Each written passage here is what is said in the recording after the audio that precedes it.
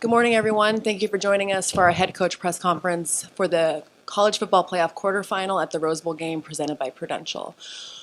My name is Karen Linhart. I'm the Rose Bowl game marketing and media director, and I'm joined today by Oregon head coach Dan Lanning and Ohio State head coach Ryan Day. I'm going to open up the floor for questions after we hear an opening statement from each coach. I'll start with Coach Lanning. Yeah, thrilled to be here today. It's exciting part of football season. I think this is always one of my favorite parts of the year. We get to watch, some historic teams get the opportunity to battle out there on the field. I know our players have really enjoyed every bit of the experience. We're grateful for the Rose Bowl and the service they've provided for our team. This is certainly a little bit different landscape this year because of how bowl games are set up, but the Rose Bowl has been first class in every way.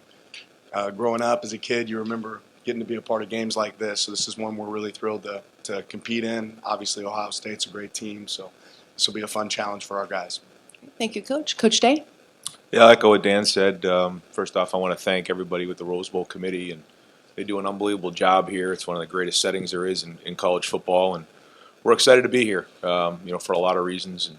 And, the third time that I've had an opportunity to be here, and it is a beautiful setting, and we have a great opponent here, and got a lot of respect for Oregon and how Dan runs his program and his players and his team. So, very unique situation in that we're both now in the Big Ten, but when you look back on the history of the Big Ten and the Pac-12 and the matchups that have been before, I think it makes it even more special, this game. So excited about that. It also, for us, having Archie Griffin and the statue built here and also at Ohio Stadium, just a lot of history here at Ohio State in terms of playing in this Rose Bowl. So excited for the game, excited for our fans to get here and, get into L.A. and obviously enjoy the game. So we've had a great week of preparation, like Dan said, different preparation. It's not really a bowl game, quote unquote, with events. It's more about a playoff game, and so excited about the opportunity to play. Thank you, Coach. We're now going to open up the floor for questions. We have 2 mic runners on both sides. Please raise your hands. When you ask a question, please state your name and your media outlet. We'll start with a question here on the left-hand side. Joe Nugent, WCMH Columbus. Question for both of you. Start with Ryan.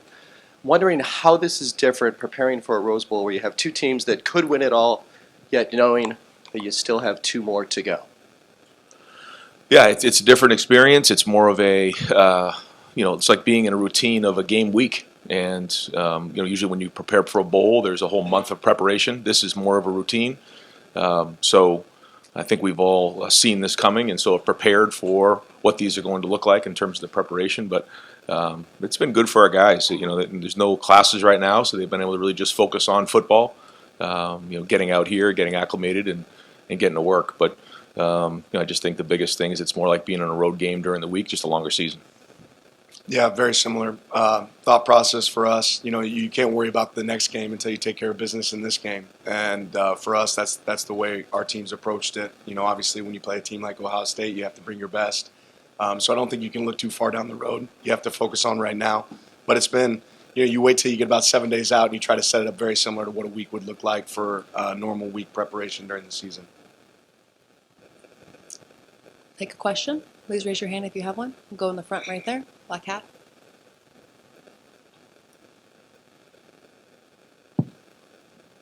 Ryan Clark with the Oregonian. For both of you, what do you respect most about the way the other person runs their football program? Yeah, I'll start. I think, first off, Dan does a great job in terms of recruiting. Recruits very talented young men with a lot of high character. They're very well coached, and they play very, very hard. And you can see that when you put the film on. And because, when you watch people and you see different programs, at the end of the day, you still got to watch the film and see how guys are played. In all 3 phases, they're well prepared, and they play really hard. Yeah, I can share that sentiment. Obviously, a really talented team, and that's kudos to the work that they do in the off season and during the season. Recruiting is something you got to do every single day. I think both of our programs do that at a high level. You can see that with Coach Day and the people that they bring into their program. More than that, like you said, when you turn on the film, you try to find weaknesses in an opponent. It's really hard to find weaknesses in Ohio State in all 3 phases. The way they play on special teams, the effort, the guys they utilize. Right, a lot of places you'll watch and you'll see certain plays that they don't have their best players on the field. Ohio State has their best players on the field consistently. They play hard for each other, and it shows up. Please raise your hand if you have a question. We'll have one right in the middle. The mic's coming over. Yeah, for each of you, how important is it, do y'all see the importance of your quarterback sort of having visualization sessions, for one of another term, for games of this magnitude to anticipate what's coming, et cetera? Yeah, we always talk about playing the game as many times as you can before you play the game. I think that's really important, regardless of the setting, whether that's the meeting room, a walkthrough, sitting in your hotel room at night, right? How many times can you play the game before you play the game? You know, trying to picture what the opponent might do. And I think if you do that, that gives you the best opportunity to be successful, you know, really on game day when you can visualize, you know, a lot of those different experiences that are going to show up in a game, you know, on game day. And if you can do that in advance, that gives you a great opportunity to be able to adapt and adjust when the game comes.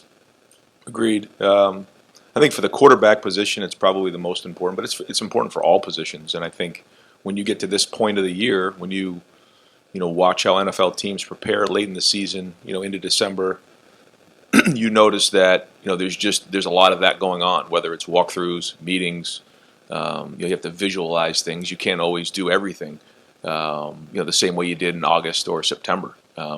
And so you have to fall back on your experiences, but then you also have to anticipate what's coming next.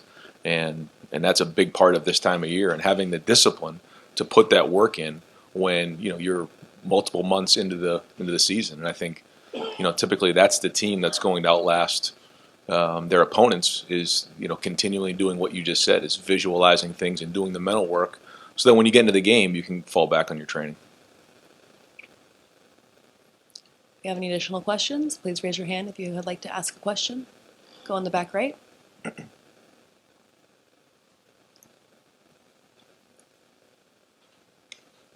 James Creppy with the Oregonian. For both of you, with the commissioners meeting to discuss a possible format change as soon as next season, in part because of seeding like in this matchup this early in the quarters, what are your perspectives on what the seeding changing should be, if the conference champions should continue to get first round buys, or if it should be more truly seeded like they're discussing? Go ahead. Furthest thing from my mind right now, right? I'm worried about right now. So I think college football is going to continue to see change. I think our job as coaches is to continue to adapt. Ultimately, like, what an awesome game this is, right? What an opportunity this is. But I'm sure the people that need to be able to assess that will assess it. But that's not my concern right now at this point in the season. Our concern is Ohio State. Yeah, same here. Focus is on this Rose Bowl and this game, but I know we're all learning. Everybody's learning as we're going through this new format, and I'm sure after the season there'll be time to discuss those things. We have a question on the left-hand side over here. No, we don't have it over there. We have one right in the middle. Sorry about that. Austin Kroom, Scarlet and Gray Sports Radio. You guys played each other week 7, one of the matchups that a lot of the country saw as a potential national championship rematch. Now, months later down the line, two different teams, two different identities. How do you both stay the same with your game plan and not focus on what the media is talking about? Well, first off, I think that Oregon certainly in that game played a tremendous game and has continued to get better as the season's gone on. But I think both teams are just in a different place than we were midway through the season, and it's going to come down to the play on the field. And there's a balance there of the things that your team has built their foundation on, but also having change-ups and mix-ups, and it's about matchups, and we know that it's about matchups on our end, it's about matchups on their end, and then understanding that in all three phases it all has to work together. So. You see this in the NFL playoffs a lot, where teams will play each other again later on in the season. This is an example of that. So you're going to see it more and more as we move forward, and it's just going to become part of college football. Yeah, ultimately, I feel like great teams have tendencies. You're supposed to, right? There's things that Ohio State does really well that I'm sure that they'll work to do in this game, and there's things that Oregon does really well that we're going to try to do in this game as well. So it's a little bit of the double-edged sword of how much do you want to change going into a next game. But I'll say this, every time you turn on Ohio State's film, you do see new wrinkles. You see Coach Day and his staff coming up with new things that make it a challenge to prepare for, and I think we challenge our coaches here to do the same thing. So like you said, we're different teams at this point. At Oregon, we talk about trying to be the best version of ourselves towards the end of the season. That's when you have to play your best ball, and we'll certainly need to be able to play our best ball and I expect the same from them at the end of the season here. Our next question will come from Dennis Dodd over on the right-hand side. Dennis Dodd, CBS Sports, for both coaches. 5 Florida State basketball players sued their head coach for unkept NIL promises. Your 2 programs are at the apex of that. Short of, I guess, congressional intervention or collective bargaining, what is the future of that right now for both coaches? He wants me to answer this one first. I want him to answer this one first. I'll just say this again. Furthest thing from my mind right now. Growing up in the Midwest, you have to be a man of your word. What you say is what you have to do. I think that's something we believe in here at Oregon. I don't think there's a lot of clarity in college football right now. I think everybody realizes that, and I think we'd all be in favor of having some clarity. But you also want to compete to be the best. So each school is different in how they operate. I know at Oregon, we're about integrity, and what we say is what we do. But I can't speak to that situation because I don't know enough about it. Yeah, hard right now, a day out of this game, to be really even commenting on something like that. I appreciate the question. Our focus is on this game right now. That being said, when you start getting into these conversations, obviously, the legal folks start getting involved, and I think for all of us, we would like a little bit more structure in those areas to alleviate some of those issues. Our next question comes over here on the left-hand side. Hi, Haley Sawyer, SoCal News Group. Dan, this isn't the first time that Oregon's playing in Southern California this season. So what does it do for recruiting, just getting your product on the field in this region, attracting those SoCal recruits?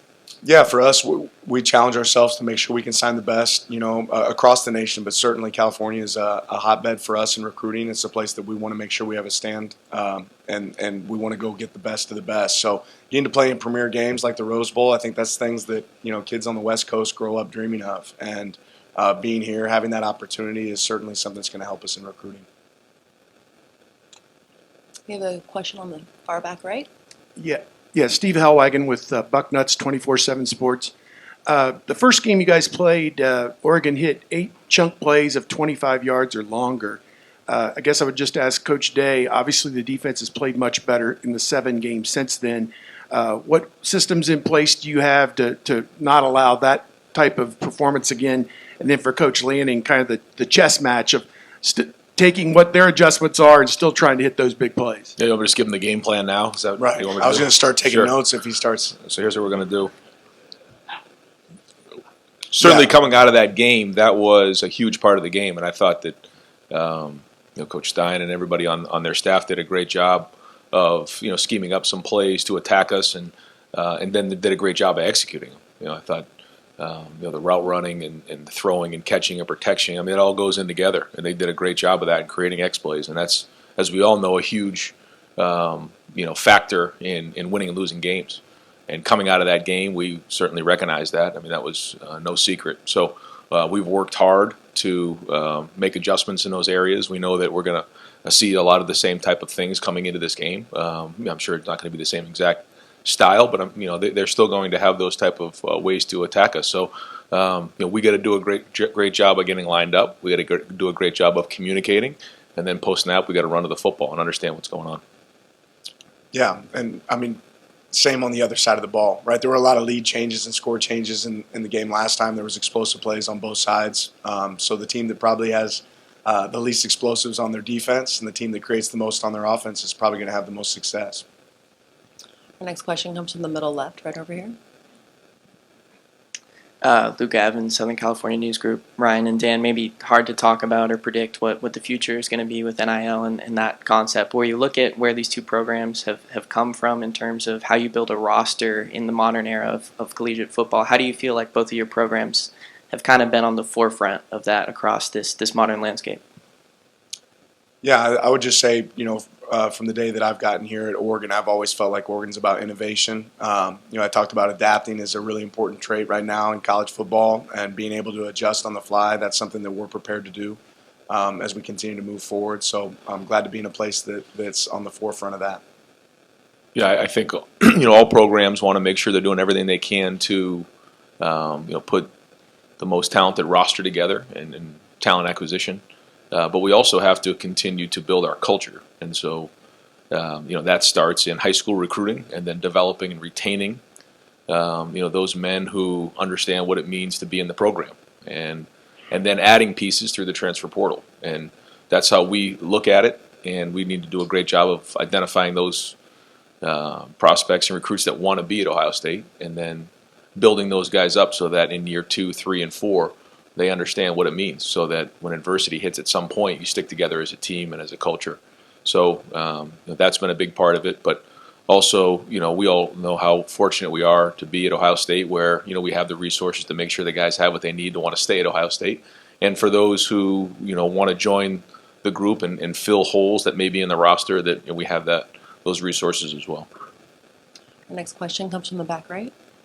Brady Ruth, Daily Emerald. In a game as big as this one, how do you guys balance talking about the importance of momentum and capturing it, but also responding when momentum's maybe not on your side? Yeah, well, first off, you got to be in the moment. You got to create your own momentum, and execution fuels emotion. And knowing that there's going to be a lot of back and forth, just like in the last game, there was a lot of back and forth in that game. You look at the way it started, the way it was in the middle, and the way it ended. And so, understanding that we all have to have poise throughout the game, knowing that it's going to be a 4-quarter battle. Yeah, ultimately, it is about execution over emotion, right? That's something we spend a lot of time talking about, and your ability to get to the next play is the most important play, right, regardless of the result. So there'll be momentum swings in this game just like there are in every game, but it's just that. It's just momentum, right? You have to have the ability to either break it or sustain it, and those are things that you try to train throughout the season and throughout practice. Next question's on the left-hand side here. Hi guys, Ashley Adamson, Big Ten. I know it's hard to zoom out when you're so hyper-focused on the task at hand tomorrow, but I just wonder if you could, and think about all the people who have been instrumental in getting you to the stage that you're at today. Is there someone that you'd like to give a shout out to that you wouldn't be sitting here without? How much time we got? Right. I mean, I'll just start with my wife, Sophia. I think anybody that has as a coach in this profession, realize that there really isn't balance. I've said that before. There isn't balance if you want to be great. You need a great support structure around you. There's a lot of people that believed in me and gave me opportunities. I think there's unbelievable coaches across the country that certainly deserve and would do a fantastic job in this role that I get to sit in. So I don't take that for granted. I'm very blessed, but as blessed as anything to have the wife that I have at home taking care of those 3 boys. And I think they got to enjoy Disneyland yesterday. I think she really enjoyed it right around 8:30 a.m., but I think around 8 at night she maybe was ready to get back home. So even though we had a long day of work, I know she was working her tail off there yesterday. Yeah, same with me. It's about family. And when you talk about family, first off, it's Nina and the kids. I've known Nina my whole life. She's been with me since we've been 6 years old, so we've been through a lot together. And when it comes, to great moments in life, you got to hug the people you love the most and enjoy them. And when you go through difficult times, you hang on the best you can to the ones you love, and you just, you keep pushing forward, you keep moving forward. And so that's really the foundation, I think, of any coach. And, I'm very fortunate to have a family who's just very, very supportive. But then it quickly goes to the players. These are the guys who are on the field, and I think sometimes in football, the coaches get a lot of the attention. But ultimately, this game is played by the players. And we have a great coaching staff and great support system in the Woody that pulls for each other. And so, again, as much as, the focus sometimes comes on the coach, it's about our players and about our coaches in that building and the work that they put in. And ultimately, it's about the team. So there's a lot of things along the way that allow us an opportunity to get to where we are, coaches, people in our lives. But ultimately, it comes down to family, your family that's close to you in your house, and then also your football family. We have another question on the right-hand side. Dennis Dodd. Yeah, Dan, the way Tez Johnson told it yesterday was that Bo Nix brought him to you. What was that process? What did you know about him before he got here, and what has he added? Because he couldn't shut up yesterday. Yeah, he likes having the mic in front of him, doesn't he? Tez has been unbelievable for our program. But yeah, Bo sat in my office and said, hey, I have this wideout that I think can really help us. I don't know if he told me at the time of his relationship, with Tez. But, once Tez entered the portal and we turned the film on, it was really clear that he was a player that could help us. And we've been unbelievably blessed to have him on our team. He's a real competitor. And that competitive spirit carries over to every single player on our team. So I know, he's one of those guys that grew up dreaming of being a guy that played at Oregon, right? Didn't get to go to the original Auburn-Oregon game because Bo was playing for Auburn, and Tez would have been wearing an Oregon jersey. So for him to get the opportunity to live out his dream and play here, it's been really rewarding to Tez, and it's certainly been rewarding to our program. We have a question on the left-hand side. Chris Lowe, ESPN. Both coaches. Ryan, you guys would have to play 17 games to win a title, Dan 16. What's the wear and tear been on your all's team in a season that long, and what have you learned in trying to manage a team through a season that long, and will continue to have to evolve going forward? I feel like all things considered, we're as healthy and as strong and as fresh as we've been all season. I think right now we're battle tested. I think we've built depth, and when we put the roster together, we knew that this was going to be the case, that we had to be strong and powerful late in the season and continue to build as the season's gone on. And although we've had some injuries in certain positions, I feel like right now we're playing as fast and as violent as we played all season. So there's a lot that goes into that. I won't get into all those types of things, but I do think as we continue to move forward in this format, it's something we all need to consider. Yeah, I think it's for us, it's something you prepare for throughout the summer, knowing what the season could look like, right? And kind of having a 365-day plan of how do you want to prep for these moments. I'd have to give great kudos to our sports science staff, our training staff, our weight room staff. Very similar to Coach Day, our team is relatively healthy. Nobody feels great at this point in the season because of the time of the season that you're in. But our players are, putting up some PRs in the weight room, are doing some unbelievable things at this point in the season. When you talk about going into game, 14 for these guys, I think that's, huge kudos to our staff and the job that they've done, making sure they stay fresh. Another question on the right-hand side. James Crepey with the Oregonian. Dan, was hoping for clarity given Bryce's importance to the team, to the program. Clarity on the waiver that you're seeking. Is it simply because the baseball clock is adversely impacting the football clock, or are there other grounds there?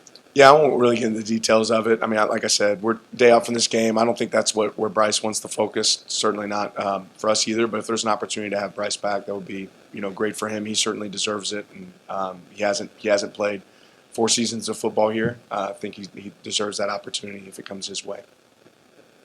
If you have a question, please raise your hand. We have one in the middle right there.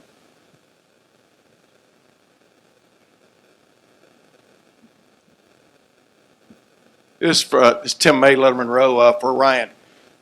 How much different do you feel now than you did the week leading up to the Tennessee game with all the talk, that was going on in Columbus, Ohio about you and your future and your team and stuff? What do you feel refreshed? What is the feeling you feel now going into this one?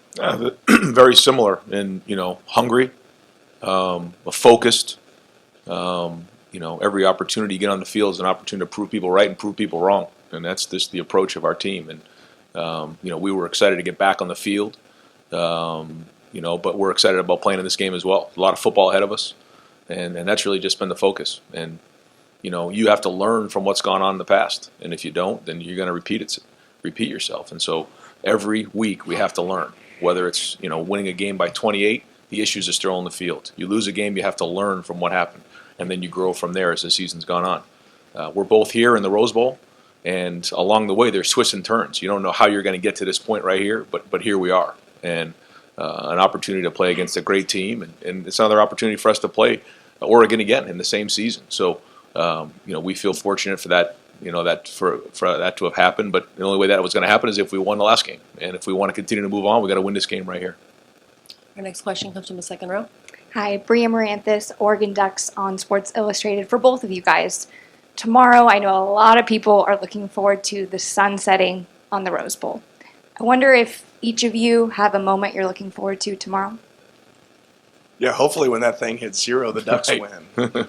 That would be the hope. I think it's really hard in our position, and certainly even for our players. You ask people to be in the moment, right? And I don't know that we ever get the opportunity to truly reflect on seasons, get the opportunity to really reflect on games. This is a game that everybody on our staff, every one of our team, every person on our team is really thrilled to be a part of. But there probably won't be a lot of chances to sit back and just soak in the moment. And that's okay, right? Because that's part of what makes it so special there at the end.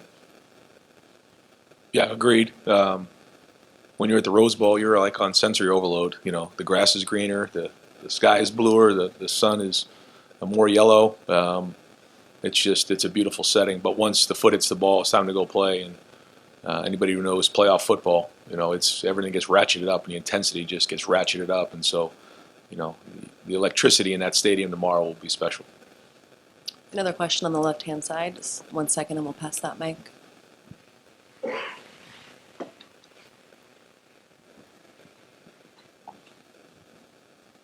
Luke Evans, Southern California News Group. Brian, you said the other day that, bringing in Will, a transfer portal quarterback, wasn't typically kind of how Ohio State has done things in the past in terms of liking to bring, quarterbacks in and recruiting, develop them. Well, for both of you, what are the benefits and challenges that you guys have seen throughout the season of bringing in a portal quarterback from the seniority aspect, but also kind of integrating that into a roster that you guys hope will compete for a championship? Yeah, let me first off say that I think Oregon's done a great job, with Bo and with with Dylan bringing them in 1 year, in a short period of time, getting them acclimated to their offense and operating at a very, very high level. So, that's not something that just happens. It's something when you watch it, typically it takes a while for someone to get used to the new language, to get used to the, how you call things, how you do things, and so that's happened seamlessly, and that a big part of that is coaching. For us this year. We felt like it was the right thing to do for a lot of reasons, and we saw a winner in Will. We saw a leader, somebody who's won a lot of football games at Kansas State, and we felt like if he came in and understood how we did things on offense and surrounded him with the supporting cast that we have, that we had an opportunity to go make a run at this thing. And I think as the season's gone on, you've seen him grow week in and week out, but ultimately it's going to come down to his leadership in this game. Yeah, same thought. Anytime we look to add somebody to our program, we're looking not just to add what kind of player are we adding, but what kind of character. And we've been really fortunate to hit, in the portal and have some success. I think what that's done for our team, it's created unbelievable competition, not just at the quarterback position, but several positions. When you have competition, that brings out the best in everybody, right? Brings out the best in all of our team. And at this point in the season, too, like Coach Day alluded to earlier, it gives you the opportunity to have depth and be strong and have strength in numbers towards the end of the season. But Dylan's done an unbelievable job for us, just like Will has done for them. You talk about two great quarterbacks getting to battle it out on the field tomorrow. That's obviously really exciting. We have time for one more question. Okay, without any additional questions, we're going to end today's press conference. Thank you to both Coach Day and Coach Lanning.